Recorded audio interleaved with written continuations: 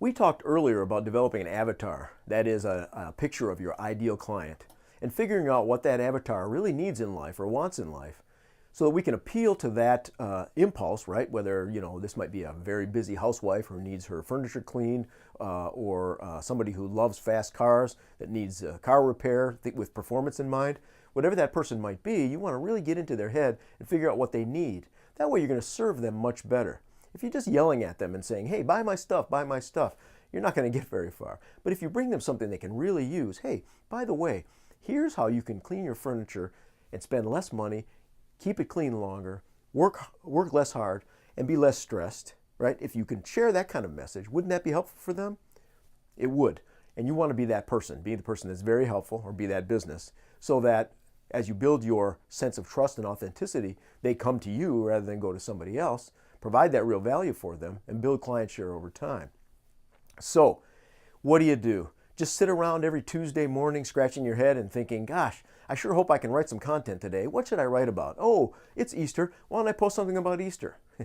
The truth is, that's better than nothing, but it's not nearly as good as it could be.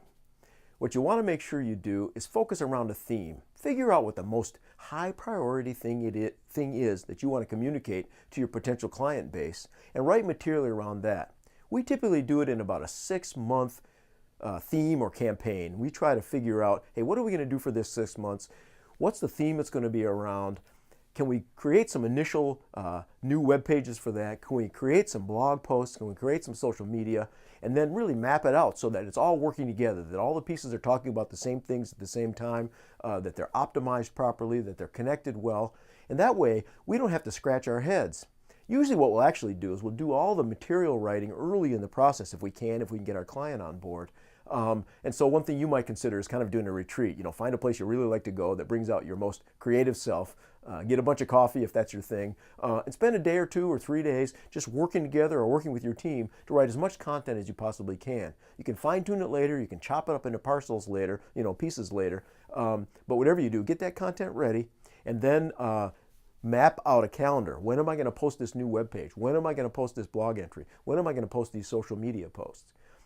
By the way, there are lots of tools out there to allow you to calendar these things, right? Hootsuite is one of them. HubSpot is another.